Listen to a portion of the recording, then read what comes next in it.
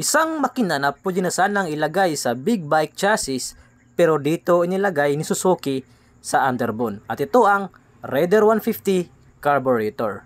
At kung ito yung motor na hinahanap mo, tara, usap tayo. Bakit maraming bumibili sa Raider 150 carburetor kahit may Raider 150 FI na?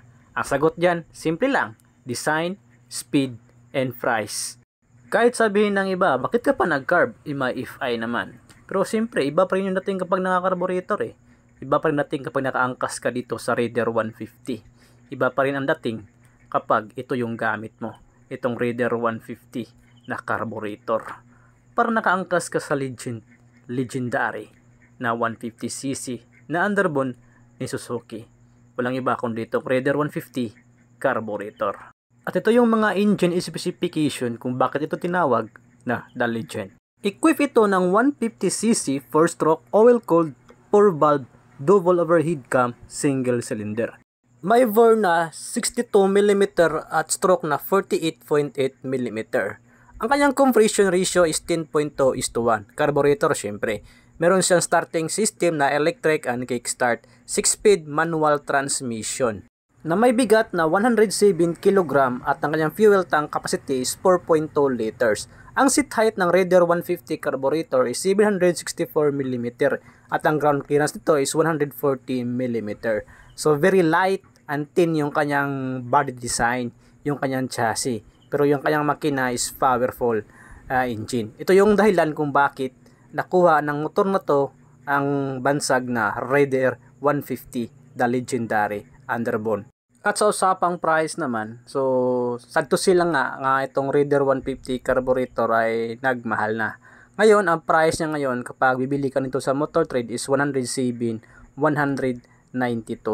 pesos. Itong Raider 150 na carburetor. Pero ito yung latest ng Raider 150 carburetor. Ito yung updated 2023 model nila.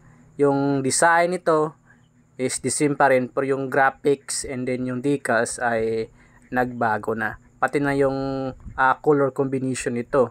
Mas maganda yung paint job, mas glossy tingnan, mas premium tingnan, at syempre mas pogi tingnan itong Raider 150 na bagong modelo ngayon or bagong updated model ni Suzuki sa kanilang Raider 150 na carburetor. At sa mga nagtatanong dyan kung pwede ba to for installment, syempre pwede to for installment purposes.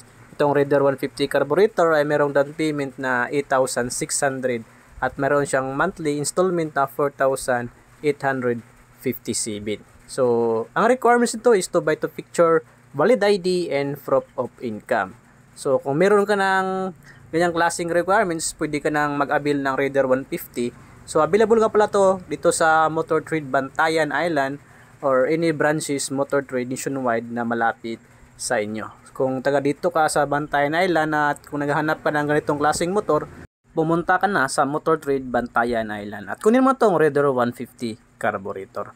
And that's all for today's vlog guys la. Thank you for watching Motor sa Isla. Ito yung Raider 150 carburetor at abangan nyo yung Raider 150 FI. Dito mo pa rin yan mapanood sa ating YouTube channel and siyempre ito rin sa ating FB page. And subscribe na din sa ating YouTube channel and click the bell button para maging updated ka sa mga future update natin. And then follow mo rin yung ating FB page kung sa Facebook ka nakapanood nito. So paki-follow naman and then subscribe sa ating YouTube channel. So once again, this is Motor sa Isla. Nagpahimangno na mag-amping kanunay og higugma ang Ginoo labaw sa tanan.